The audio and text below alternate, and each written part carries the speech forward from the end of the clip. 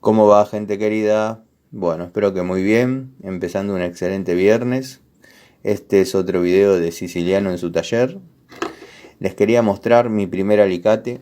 Lo compré allá en la década del 90, en el año más precisamente 93.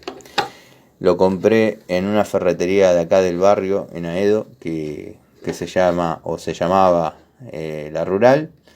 Al hombre le decían el mudo porque tenía la particularidad de seguir la conversación pese a estar en el fondo del local eh, buscando mercadería, y el hombre seguía los gritos. Este alicate, cuando lo compré, venía pintado de rojo. Eh, Tiene la particularidad que para la electricidad no sirve porque no tiene aislación, no tiene nada. Desde el uso se salió la pintura. Pero bueno, es el día de hoy que lo sigo teniendo. Está en el baúl de los recuerdos, el alicate. Si lo quisiese usar, funciona perfectamente. Pero bueno, no es lo más apropiado y ya obviamente está jubilado. Pero me acompañó mucho a lo largo de la historia de mis trabajos y mis cosas.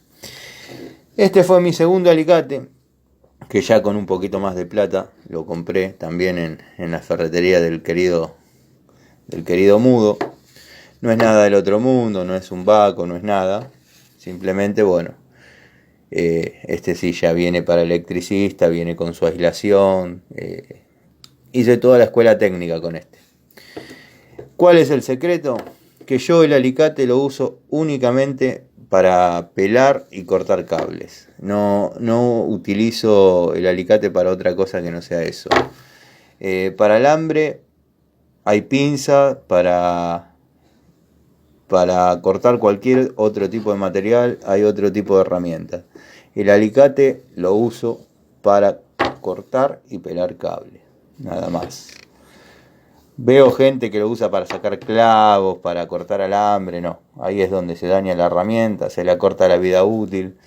Verdaderamente no es mi estilo y está demostrado en la duración de la herramienta, ¿no? Así que bueno, este me acompañó muchísimo tiempo, si bien todavía podría seguir trabajando, pero ya está jubilado. Tengo muchos alicates, obviamente, pero bueno, quería mostrarles un poquito este. El secreto es ese, muchachos. Los alicates para cortar y pelar cable. A mí no me vengan con pelacable automático, con pelacable regulable. El verdadero y buen electricista pela el cable con el alicate.